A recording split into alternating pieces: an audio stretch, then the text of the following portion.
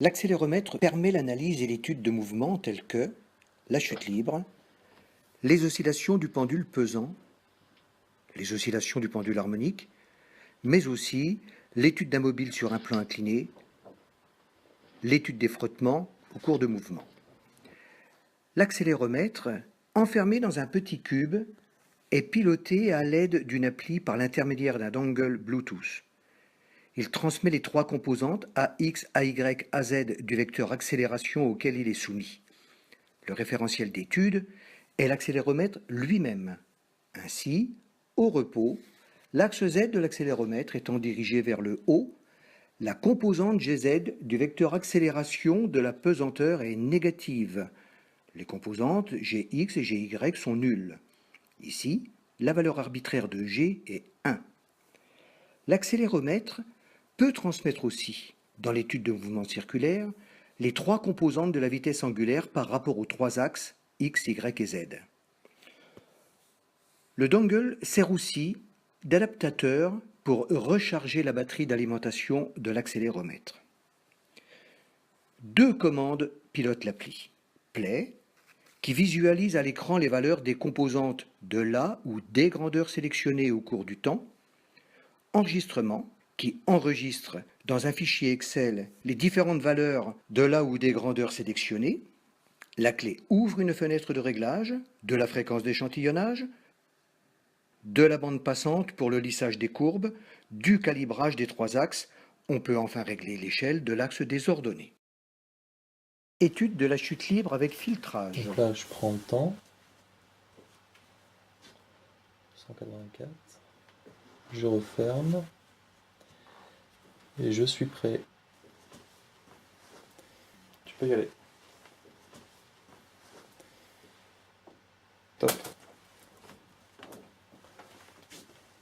À l'écran, on peut observer les différentes phases de la chute libre.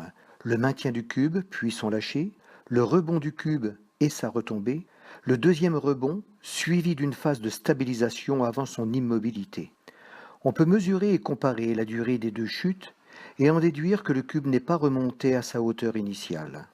Cet enregistrement du mouvement du cube montre que tant qu'il est immobile, il est soumis à la pesanteur G de la Terre. Libéré dans son référentiel, pendant sa chute, il est en apesanteur.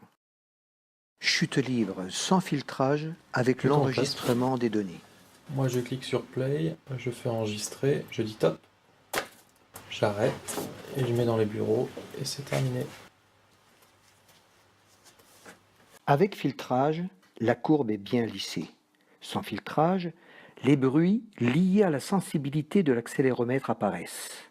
Par contre, la courbe qui traduit la chute montre mieux la réalité de la discontinuité de l'accélération. Mouvement de la voiturette sur des rails horizontaux avec frottement. C'est prêt pour moi. La courbe montre la propulsion puis la décélération de la voiturette due au frottement. Sa collision contre la butée entraîne un recul, puis son immobilisation. Mouvement de la voiturette sur un plan incliné sans filtrage.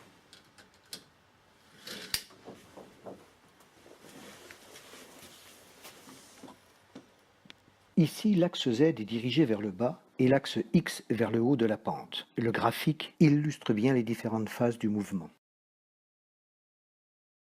Le pendule pesant. Je play. Tu m'as dit X, Y, Z et A. X, Y, Z et A. La période des oscillations du pendule pesant est 1,06 secondes. Le pendule élastique. J'arrête. On lève l'axe X, l'axe Y et l'axe Z.